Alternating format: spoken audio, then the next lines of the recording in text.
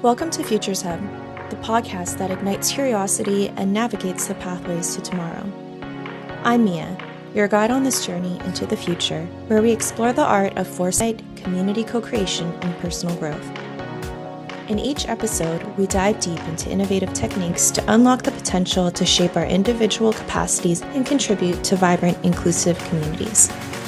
Join us as we mine the rich landscape of foresight, community empowerment, and building bridges between diverse voices.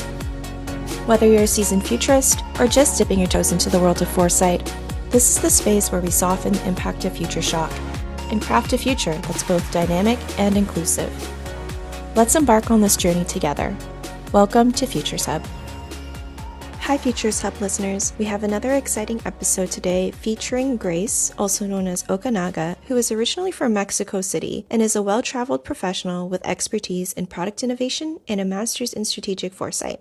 Grace applies transdisciplinary methodologies to facilitate transformative processes, essential for equitable and sustainable futures for society and the planet.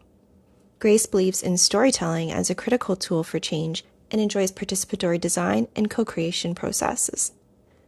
As an independent professional, Grace embraces the diversity and dynamism in her work, which fuels her creativity and learning. Her journey in design and futures has led to collaborations with various international organizations from the private, public, and civil society sectors across a wide spectrum of topics, for example, futures of healthcare, food, gender, design, or climate. While the extent of the collaboration differs, Grace has been mostly involved in creative processes, research, futures, and design. Sometimes she designs futures artifacts, while on other occasions she interacts with humans through workshops and diverse research activities. I'm so excited to share my conversation with Grace today, where we journey through her fascinating career path, starting with her early days in industrial design to her current role in strategic foresight. Through our conversation, we uncover the power of storytelling in future studies, the importance of engaging communities in the design process, and how diverse voices can shape inclusive and impactful communities and futures. Grace also shares compelling stories from her global projects spanning from Dubai to Mexico, demonstrating the transformative power of community engagement and co-creation around the world. With that being said, get ready to be inspired and gain valuable insights on how design and foresight can help us envision and create a better future. Without further ado, I'm so proud to share my conversation with Grace today. Here we go. Welcome, Grace, and thank you so much for joining us on the Futures Hub podcast. Your journey seems incredibly diverse and rich in experiences, and I was wondering if you could start by telling us about your path into the world of strategic foresight and design and what motivated you to pursue this field.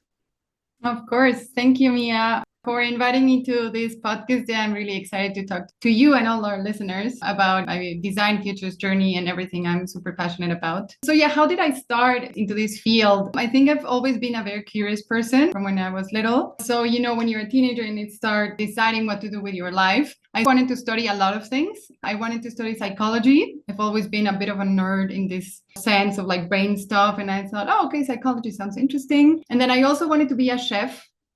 And I also wanted to do something with design. I wasn't sure what it was, but I thought I wanted to invent stuff. I, of course, went for design, and that was, I think, the right thing because I like to eat much more than I like to cook. Nowadays, I really enjoy food. I would say I'm a foodie, but I do not like to cook it so much. So I went to study industrial design. I studied here in Mexico and went very quickly into product innovation. I think like many designers, you move from liking furniture. Every industrial designer likes furniture at the beginning. And then you move into maybe product and even cars. I was obsessed with cars for a bit, but I really liked product innovation a lot. This was back when it was more of the 3D physical stuff than the digital. So I was very lucky to work in very cool projects from water purification systems to actually design the thing, do the research to test it, and also to see what were the needs for the people, and therefore create something that was useful and was actually serving a purpose. We also designed consumer goods, different things, and we worked a lot on innovation in product itself. So when I was working in this field already, I very naturally moved into design research. Part of the projects I was working, where this was 12 years ago and people weren't really appreciative of research that much, especially in Mexico, because you're quoting everything and you say, okay, research is this part and it's this bulk of the project. And well, you need to pay for that. And people were like, oh, no, I want to save that. But we were lucky to be able to sell this part to some of the clients in the what if verification system project, for instance. We went to the communities, we lived with the people, so we researched much more than other projects. It was very interesting for me. And so I moved very naturally to design research. And then because of the same sort of thing, to strategy.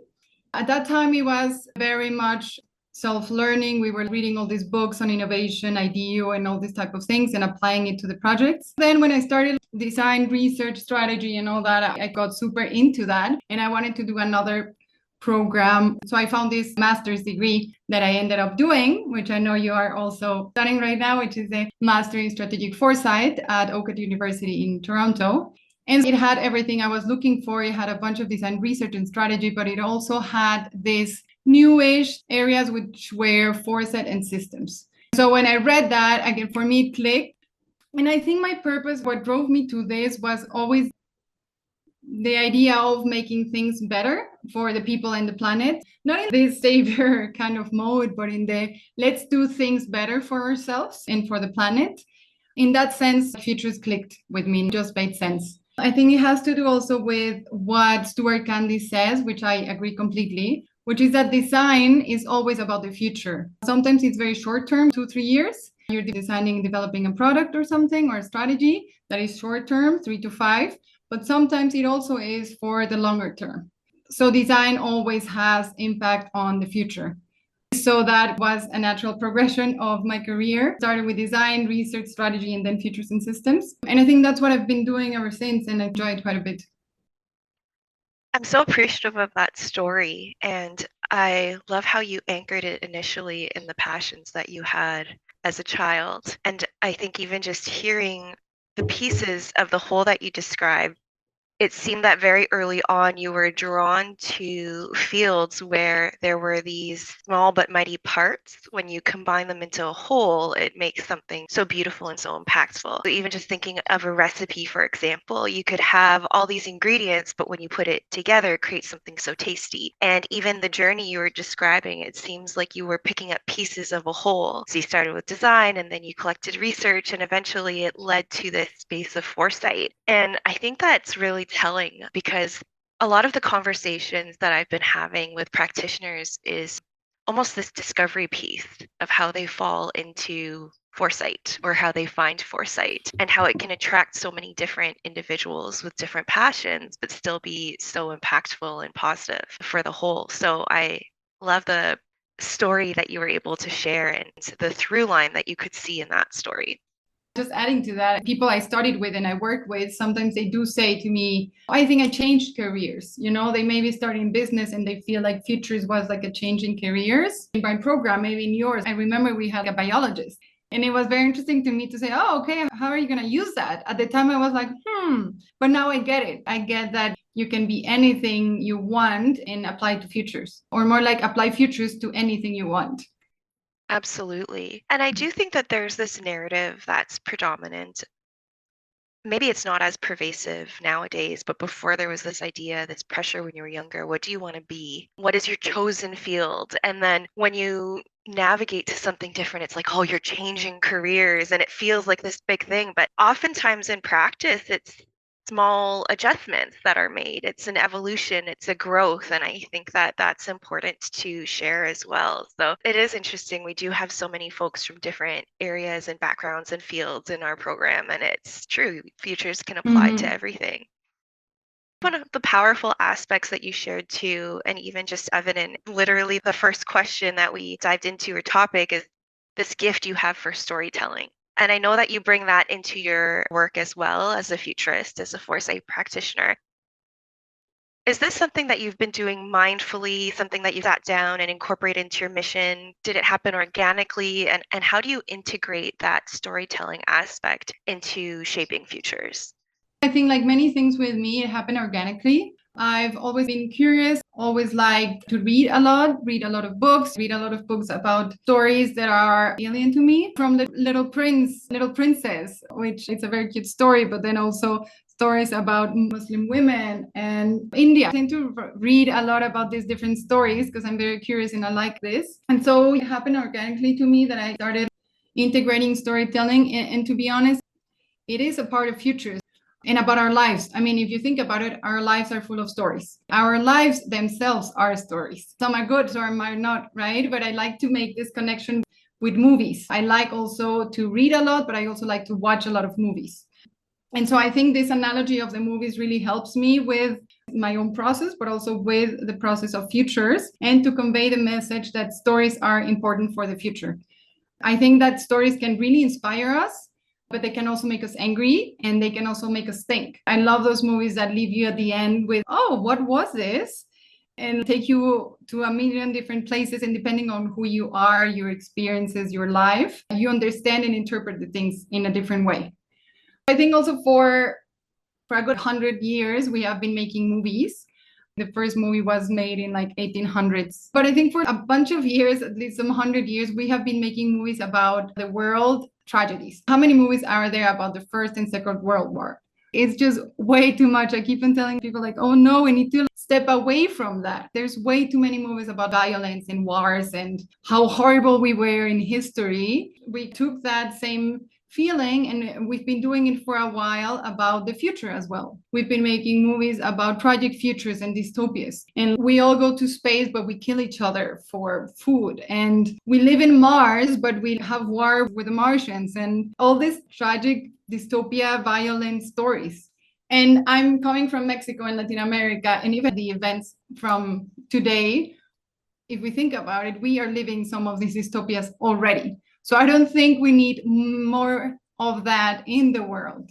I believe that we need, actually now more than ever, positive images of the future, positive movie stories about the future, so that they can really inspire us and think about what can happen rather than keep on scaring us and make us feel super depressed about the future, because that can freeze you rather than inspire you to action. So that's kind of the way I use storytelling and stories in connection with design, definitely, but also with futures. I tried in my class, in students, in projects, to really encourage people to think about positive images of the future, which are in the end stories and how those stories would develop. And that really is powerful. It is powerful to start imagining what the future can be so that then later on you can act on it. That's the way I incorporate stories in my work and in my life. That's beautiful. And I feel that's such a foundational piece to anchor into, because it does seem to resonate. People are just drawn by tragedy. It's almost like when there's an accident on the road and then everyone comes to a halt. Everyone's just stopping to watch. And it's like we need to find something more beautiful to anchor into than just watching this tragedy unfold. And there's something about manifesting the futures that you're paying attention to. I definitely appreciate how storytelling can be so foundational to the work, and you share that whether it's your students or your clients. But also you've mentioned this idea of the diversity of the stories or the individuals that you work with. And I know that you work in multiple environments and you have a very diverse background in terms of experience and education, design and methodologies, their systems and futures thinking. How do you incorporate all these methodologies? Do you have a framework that you apply, or do you pick and choose based on the circumstance? Is there a preferred method or approach that you use for your projects? Diving into that space a little bit in terms of how do you design your practice? I do have some sort of a template process, a standardized thing in my mind that I use. There are a lot of futures or design frameworks out there. I have in my mind and in my career designed my own. But what I do like doing, and I have found that it's really helpful for both me and the organization, the client, the other side, is to personalize it. So I have a bulk of methodologies and process and phases of something. And depending on the budget, of course, the actual needs, the timelines, and the challenges that that organization is facing, I can choose whatever is better for them. If the organization is also risk averse, I always like to be a little radical, but I don't want to scare them off either. So I need to balance it out. If it's going to be a shorter engagement, I use other tools. And if it's a very long engagement, like a full Foresight process, I do like to use all my tools in the toolbox and expect them to like it. Another thing that I always do in my proposals is a disclaimer that I am a very flexible person and also in the work that I do. So I like to add this disclaimer saying, even though I have planned for the steps and times of things, I would like to keep it flexible and change some of the tools or methods or timings or whatever in light of some of the insights provided in the first phase. I know that coming again from design and futures and all this, it's not a linear process. The creative process is never linear. It's always a bit of a back and forth. Sometimes it's a bit of a stop and you need to reframe things. In that sense, given that it's not linear, I can't restrain myself and or the client and or the process to one set thing. So with that, I think it has also worked with a disclaimer saying, okay, I will probably change a few things here and there. It sounds definitely from the perspective of a consultant, or if you're working with clients, that flexibility is so important. But you also bring that special flavor, that optimism, that storytelling, that variety of experience. How do you find the response to that from more traditional clients? Do you find they're open to that? How would you respond to pushback from that space of maybe not wanting to be as open or flexible with engagements? I don't work with such traditional clients anymore. I would say, luckily, I'm drawn to them and they're drawn to me. Maybe these groups, organizations that want something different. I definitely work with those that I want to do that more structured part. And I think being flexible also means to say, okay, you know what, you know your field, your organization, your group, your sector much more than I. So I will try to stay more in line with a bit of spice, maybe in the methods that I use or in the way I facilitate the session. I don't like, and I don't think it's useful for anyone to just tell the client that they're always right. It's important for them to open their eyes to the external environment, the world, because that's in a way why they hired me. Otherwise, they would have done it with their team. It is a bit of a pull and give. You cannot pull them too much because they won't want it, but you can also not let them decide because that's why they hired you.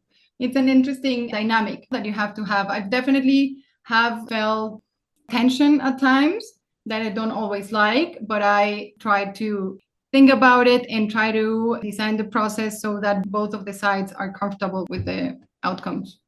For sure. One of the things I love about your practice is your anchor in participatory design and co-creation. You bring communities together that might traditionally be marginalized, overlooked, and this is something that I feel can be a challenge to a lot of practitioners, a lot of companies in terms of outreach to marginalized or overlooked communities. But it's so important to have a representative process and to have that co-creation and design. So how do you incorporate that as you undertake engagements? How do you do that outreach to marginalized communities and ensure that they're properly represented and heard? I do like this participatory design and participatory features a lot. I would even say that it's my essence. And it is indeed difficult. Those are difficult practices, but they're definitely richer and more robust than any other closed door practice, I would dare to say. That said, you can always include everyone. I try it, but it's pretty much impossible. And definitely every project I start, I do add this participatory element. I frame the importance of diverse voices, and then I try to recruit and reach as many of these voices as possible. But you need to be wary of the possibilities. Sometimes these people live in rural communities where you cannot physically reach. And in other ones, it wouldn't be a good idea because it's not maybe respectful, it's not the right time. Maybe some of these communities have been researched a lot and they don't like to be the research rat. So that is not really good practice. So the first line is always try to recruit them with maybe one of the community leaders so that you know how to recruit and reach out to them. And you do that as much as possible. But when that is not possible, which happens, I tend to put myself in people's shoes. These people, user or participants' shoes. And even though, of course, it will never be the same, I try to be their voice. I try to represent them in the research at the table, whatever that is. And I know this is not an easy task, but because I'm curious, I'm also very sensitive to people's realities. As I said at the beginning, I've read quite a bit of these very different stories, and I've also traveled and lived abroad. And in my country, within my country, in these communities, trying to really absorb as much of some of these communities as I can. And I think I have a good feeling for these different realities. So when I have to do this research and incorporate that, and I couldn't reach them firsthand, I try to be their voice. And that's what I've been doing. And since I've done quite a bit of user research in my career, it helps me with this, knowing what type of people would say this. But in the end, it's also important to be very careful and respectful with this, because you can also be completely wrong. You can definitely see, you know what, I live with them and this is what I experienced and what they've told me and what I've observed, but you can also be wrong. So I think it's important to have a disclaimer that there could be assumptions that you bring as a researcher in the end.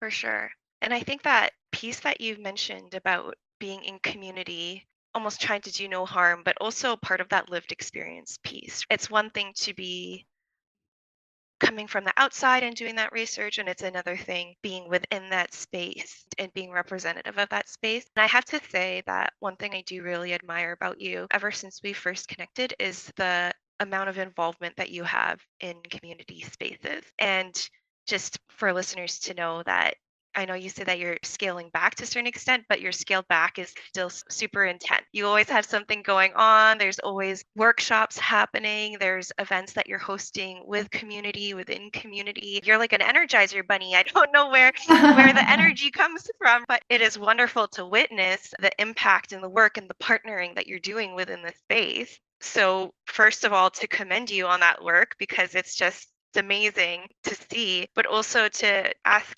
how does that partnership experience work, that working in community? You have so many pieces going on at one time. What part of that community work right now makes you excited? What are you involved in right now that you're really pumped about? Back to the energized bunny, I think what energizes me the most is people. I'm a person who is very into vibes and true energy, and I get drained by some activities and I get pumped by other activities. From early on, I realized that this engagement with people, doing workshops, is one of my preferred activities. Again, because of this curiosity, I like to absorb a lot of this knowledge that people share in this type of workshops. So I get energized by that. Although, of course, after a workshop, I'm completely spent. My body hurts from my little toe to my hair. But it is very, very energizing and very creative. And I love those process. As an independent professional, I work with a lot of different organizations in different levels and scopes. I like it a lot because it also gives me an opportunity to be a generalist in terms of foresight and design. Although I have my preferred areas of study and exploration, I can work across different areas. And so I am called to work in different areas, topics, and I have partnerships with different organizations. At the moment, I am working with SWAF, the School of International Futures, which is a nonprofit based in the UK. And I know that people there, some are colleagues, some are also alumni from OCAD. This specific project, it's called Futures Methods from Around the World. And I was called to be the Mexico representative because the project aims to collect perspectives about the future, more specifically methods, as the project says, but in a broader sense, not methods necessarily, but this could be tools or ways of thinking or acting towards the future in all these different places. The project is starting its first phase, and we are tackling 4 different countries or environments. Mexico is one of them. There's someone in New Zealand, someone in California coming from the Black indigenous perspective, and someone in India. I was tasked to do Mexico, and basically the idea was to, of course, depending on context, do an exploration experiment on how people think about the future. I called it mental models of the future of time. And I created this very cool workshop where they needed to role play a situation in the future where there was water crisis. We are having water crisis in the present in the world. In Mexico City right now, it's been quite bad. So I wanted to connect the present with the future. So we did some role playing, then World Cafe type of conversation. I organized this session in an orchard. We served food that was coming from the orchard. The whole thing was a very casual, let's eat and chat type of thing, which is very cultural for Mexico. We love food and love to chat. We actually have a thing we do after meals that is called sobremesa. which basically means we stay for an hour, 2 or 3. After food, with either a coffee, a drink, a tea, and or dessert, and we talk about life. So this was a bit of that. We had a very interesting conversation. We had great insights, really. It was a very interesting, fun project that I'm still working on. But again, I also worked here and there a couple of years ago with other female colleagues. We were hired to design and facilitate a 4-day training for a young group of Emiratis in Dubai. And so all of us ladies, a team of 6 ladies I work with quite a bit, to Dubai, and we did 4-day, full-day workshop from horizon scanning, from what is futures to horizon scanning, and then all the way to experiential futures, where they needed to create their artifact of the future, with the goal to create a program for the healthcare sector in Dubai, Arab Emirates in general, for 2050. The whole process was to teach them a methods, but also experiment with them. It was super, super fun. Even though, again, it's a very different culture, it was super inspiring to see these super young, mostly women. Out of the 25 participants, 23 were women. It was fabulous. So many learnings. It was incredible. And the feedback was amazing. They had never used this type of activities or methods, or they had never also interacted with each other in that same way. Use this Play-Doh to create a little thing. And the group I was facilitating got really, really excited. They created a little woman who was pregnant. And it was a super cute project that was targeted to pregnant women. So in a very male-driven country, with this process, we were able to use the voices of the women to create a program for pregnant women in Dubai. I really love that, and that idea and that perspective of using futures and foresight in different cultures and seeing how it resonates. And I'm still fairly new to the future space myself.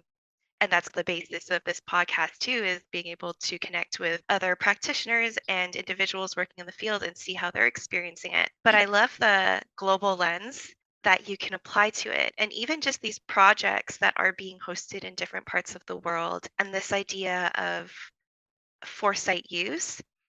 One of the conversations I've had with another practitioner, and she's going to be a guest on a future episode as well, so it leads into a bit of that conversation, but this idea of how futures and foresight can sometimes feel very intimidating because there's this methodology that we refer to, or techniques, and it feels almost like the ivory tower sometimes. But at the same time, I do feel that the foresight space is one that is relatively open to perceiving how it might be interpreted in other cultures. And this work that you're doing, these partnerships where you're going to other countries or having different conversations with different fields or individuals, I think shows the applicability and the level of excitement that can be created through futures and foresight tools. At the same time, I'm also a bit curious though, because you are having these discussions in these other cultures, and even this project you're doing with SOIF about futures methods around the world. Have you encountered futuring and foresight being used by other cultures or other individuals, but they just don't necessarily have the foresight terminology? This futuring, I feel like it might be happening everywhere, but we just don't call it by the same name. Is there anything in particular that you've seen in that space, any exciting findings or insights in that area that you can share from that global perspective? 100%. And that is, I think, one of the main objectives of this project by SOIF. Many other things that we do, we take from the indigenous peoples from wherever you are from. I'm not super knowledgeable about that. I'm from Mexico City, where we have many different indigenous groups, but the most known ones are Aztecs and Mayans, and they look at the world in very different and specific ways, and therefore at the future. I like to read it all, and there is this author. She is a Mije, which is an indigenous group from Oaxaca, southeast from the country. And she mentions that in Mexico, there is an indigenous group that doesn't have future in their language. The word future doesn't exist. And so she says, what does that mean? Does that mean that they live in the present moment much more? Do they plan much more? Or do they let themselves be one with nature and their environment and have this really deep and strong relationship with their environment to let go of trying to control everything? Because the future part is, at least maybe in the Western world, is a bit of trying to control what will happen, which some indigenous cultures don't have. because they don't think they need to. And in this workshop from the SOIF project, there were a lot of insights about that, about linguistics. This future, what does future mean? Do you have future in your language? Do you have a past in the language? I think there was also an interesting conversation about the fear for the future. And I think from the Western side of things, also there's quite a bit of that fear for the future. Whereas if you have a good relationship with your environment, call it nature, animals, the sun, the wind, the waters, you don't necessarily have that fear. And Indigenous peoples have more of an understanding of the world differently. I know that's the case in other parts of the world as well, about language, what it means. The time frame plays a role as well, whether it's the short-term future or the long-term future. In the workshop, we did talk about it. In Mexico, we have a word that is called ahorita, and ahorita means right now, like in a little bit, but it also means never. It's something we really make fun of in Mexico because it could be ahorita, like, yeah, I'll be coming in a minute, or never. And so how is that playing a role in our planning? Maybe we are a more chaotic country where we don't tend to plan long term that much. Because again, it could mean that we're enjoying the present quite a bit. And if you're too much into the future, maybe you're not enjoying the present that much. Yeah, there's this quote, I can't remember it exactly, but it was something about if you're living in the future, you'll have anxiety. If you live in the past, you'll have remorse. But if you live in the present, you'll experience peace. And I feel like I've butchered that. But I know what you mean, yeah. After the fact, I'll find what the exact quote is and share it. But yeah, it's very interesting the different perspectives of the future and foresight can play, and even just our language or perception around it.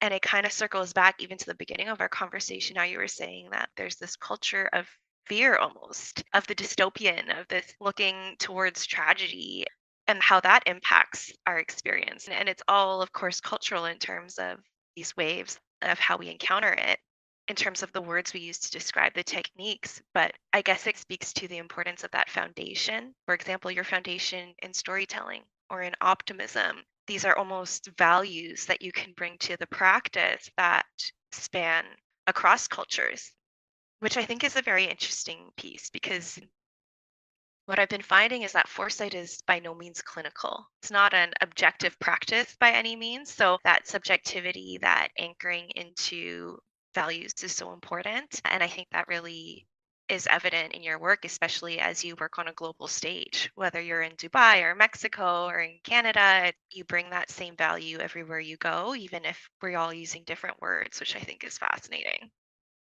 Definitely that part of the language is fascinating. I want to dig into that much more. Part of making this practice also more mainstream and less gatekeeping is to realize that it's not a rocket science. Really, it's what some people have been doing their whole lives and how they live. And we put it into academia and called it strategic foresight. I would love to see more of that. For sure. Even just picking up from that last conversation about this value you bring and the anchors that you have in your practice and removing that gatekeeping aspect. I know one of the more important aspects of your career at this point as well is the strong mentorship role that you play and the mentorship that you do. And you're teaching currently, you're a professor of design of futures. And I was wondering if you could touch a bit on that aspect of your work, that fostering aspect that you're doing right now. For me, it's very ironic, I guess, because I never liked school. If you ask anyone, I was never a good student from primary school to high school, secondary school, none of that. And then at university, even though I liked design a lot, I wasn't such a good student. I didn't like the formats at all. And then I decided to study a master's program. And again, I wasn't like the great student either. I think, again, these formats don't really work for me, but I'm very passionate about the practice itself. So when I started teaching, I wanted to teach in a way to fill that gap that I felt during my whole career. I had great teachers, but honestly, I don't have that one person who was maybe your mentor or this person that opened your eyes or something. I didn't have that. And so in a way, I'm trying to be that to an extent to some of the students. I'm also too early into my academic career to be that person, but at least this is something I'm trying to fill that gap. And in that sense, I try to be more flexible. I try to be more creative in the way I teach, which I find is not so easy as you may think. And it has to do with the classroom format, the design of the space, as it influences a lot of what happens in that space. And I think even though I try to break the classic lecture, student, listener type of format, the classrooms don't allow you to do that. You have like a screen in the back, and then depending on the classroom, a bit of a square, and the chairs are facing you. And I try to move it a bit and do it a bit of on a more workshop format, but it's definitely hard. Also because of the structures of the system, like you need to grade and they need to attend class, and all these structures don't go with me. And I try to break them as much as I'm able to or allowed. But I enjoy it. I think it's been challenging for me. I'm also younger than other teachers and look young. So I don't have that authority, which I also don't like. I would like to come from a more horizontal place. But I think I need to find this balance between being horizontal and also having the authority to get to where we need to get in the course.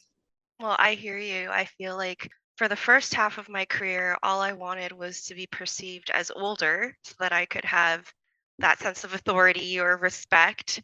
And then when I got to the second half of my career and no one was thinking I was young anymore, I was like, wait, no, why don't I look young anymore? I do feel like the academic environment is challenging and that a lot of it was built upon concepts that maybe are contrary to a field such as foresight. Foresight is always evolving, it's always changing, but a lot of that academic institution is based on codified knowledge. This is the unchanging history, this is the tactic and the technique and all of that. And I hear you about trying to break that up in a way. And I wonder, even from a content perspective, do you find it's challenging to teach from a content perspective because things are always changing? Are you constantly having to rewrite and update and refresh that material on a very regular basis? How does that look from an academic perspective? In a way, the content as in the methodology, that one stays. And what I do refresh is examples. I'm not such an old professor, but I'm 37, they're 20. So some of these examples that I need to do for even science fiction movies, they need to be newer for them. So sometimes I use Minority Report as an example for many things because I think it's very good for that. And they have not seen it. It's like super old for them. Even Black Mirror. I was referring to Black Mirror the other time and they weren't into that at all. That type of thing I do need to refresh, but also examples of signals, for instance, for when we're doing horizon scanning, a signal needs to be very new. So if I show them a signal that I did 2 years ago, it's not so relevant anymore. So I need to refresh that and work on having examples that are timely for today and for the example that it is, but also that are helpful to make the point that I want to make. I don't find it so challenging. What I also do like to refresh, which I hope every teacher out there does, is the order of things. This didn't work out so well that last time. Maybe I'm going to move it here. Or maybe this was too much theory in one go. Maybe I will do a bit of theory practice and I'll mix it around. Again, because I'm flexible, I do like to make those reshuffles of the classes. Also to keep it interesting for me. Otherwise, it will become repetitive to a point that if I do Monday, I do this, Tuesday, I do that, Thursday, it will become boring. So it keeps me also interested to move things around. I do so appreciate that. In my undergrad, I studied English literature. When you're studying works from the 1800s, the content does not change very much, right? And then taking a master's in strategic foresight and innovation, and the content changes every day. And you can tell if a professor has updated their work or not, definitely based on the signals and trends that they're using. So you can see which ones have done their homework, so to speak. But definitely appreciating the passion that so many professors in the futures and foresight space have, and the continued commitment to being current and continuing to practice. There's a whole different set of challenges that professors in foresight would have to face, but so appreciative of you taking that passion to the space, because that's how you draw others into that space as well. I can speak to you forever, but I want to be respectful of your time. So, in a wrap up, looking ahead, what do you envision for your practice? Is there anything in particular that you're looking forward to? Is there anything that you'd like to share with listeners? There are two main things that I'm working on right now. Since last year, it actually is going to be over soon in August. It's a project on the futures of higher education that I'm doing with the innovation area at the university I also teach at. We did a very interesting, deep foresight process from horizon scanning all the way to scenarios and experiential futures. And the way this project will end is with what we call time machines. Time machines are these immersive experiences that emulate the future. So that's why it's called a time machine. It's as if you were to take a time machine to the future and experiment the future as it's happening today. So out of all the scenarios we will build 3 time machines that you will be able to visit from August. They will be open, we hope, 2-3 months. And the idea is to experience what's happening, what could happen in the world of higher education in 2050 in Mexico City. The project is called Iberos Posibles, which means possible Ibero, which is the university. What is possible for the university in the big higher education ecosystem? There will be a lot of noise with that, so we'll share some links with you. And the second thing that I'm working on that I also like to share with you is this game design. Earlier this year, I was called by OCAD to do a project on futures of healthcare. They pretty much said, you know what, we want to showcase what our alumni does. Can you design a workshop on the futures of healthcare? So I did, and I put together something that is developing into this board game design. I tested it a few times already, and it's going to be a journey into the future. Let's say design futures, you will start with the first from framing what you want to explore to horizon scanning, then you're going to do some impact mapping, and you will close with experiential futures to create a prototype of the future. At first, because it was futures of healthcare, the theme is going to be healthcare. It's also a topic that it's really close to my heart right now because I was recently diagnosed with Lyme disease. So I put that together, personal passion with my personal life into this game design or workshop design that is called Microscopic Creatures, Macroscopic Impact. And the purpose is to show the world the importance of and the huge impact these microscopic creatures can have, from bacteria to viruses, as we know with COVID-19 and all that, and to really don't dismiss it quickly enough. I'm hoping to take this half of the year to design the board game, at least to have a prototype, and I'm actually looking for funding if anyone wants to pitch in. Yeah, so that's what I'm doing. And to close this question you were saying about what is that I'm looking ahead in terms of the practice of future foresight and design. As I mentioned at the beginning, I would love for it to go more mainstream, more participatory. I would love for it to become the day-to-day practice. I think it would be really sad if we were to gatekeep this fantastic methodology, as I said before. And I really hope it doesn't become the next design thinking, which has been heavily discredited in the whole conversation of methodologies, which I think is also sort of wrong. It has its use for the purpose it was intended to. In terms of trends, what I see happening that I don't necessarily like is the need to automate everything. There are a lot of futurist foresight practitioners or organizations trying to automate scanning, scenario development, creative. I think it's what we are doing right now with all this AI creating art instead of helping us do our laundry. I think there's a very interesting quote out there that says, why don't we create AI that helps us do our laundry so we can do our art, rather than create AI that does art so that we can do our laundry. I think we're going there and it's completely wrong. As a designer and creative, I also am like, why would we be doing that? It's super interesting practices to do as a human. I don't think we need to automate it or put it into AI. I saw that meme too, and I share that probably on a weekly basis because the conversation of AI comes up so often. And it's interesting. I actually attended a conference recently, and it was heavily focused on strategic foresight and futurist, but at the same time, it was also heavily focused on AI. And it's interesting to see the two fields emerging into a more mainstream space at the same time. But there's a stat out there that says, even from an organizational perspective, 70 to 80% of organizational knowledge is not actually documented.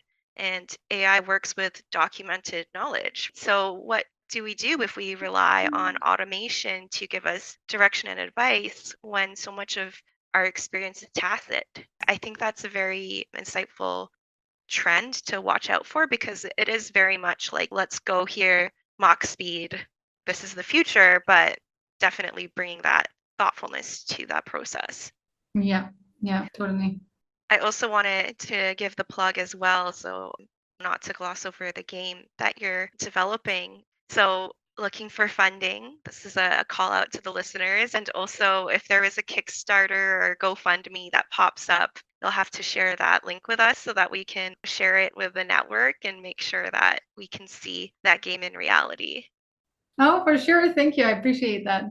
Well, thank you so much, Grace. I'm so appreciative of all the information you shared. You're just a wealth of knowledge. We've gone all the way from storytelling to AI, from Dubai to Mexico. There's the teaching and the mentoring, but also the student work. And it's also wonderful. I'm at a loss of words here. So I just wanted to say thank you so much. And on behalf of both myself and our listeners, I'm so appreciative of the work that you do and for sharing your time and wisdom with us.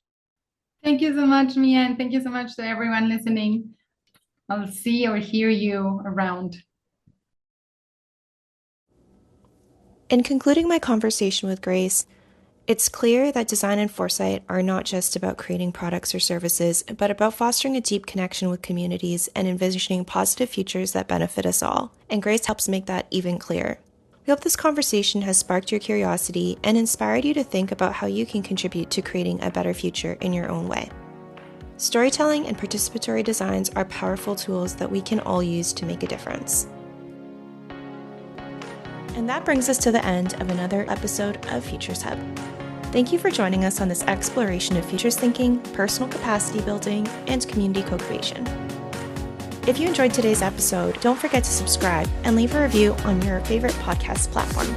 Your feedback is valuable and helps us shape the future of Futures Hub. Stay connected with us on social media. You can find us on Instagram at Futures Hub.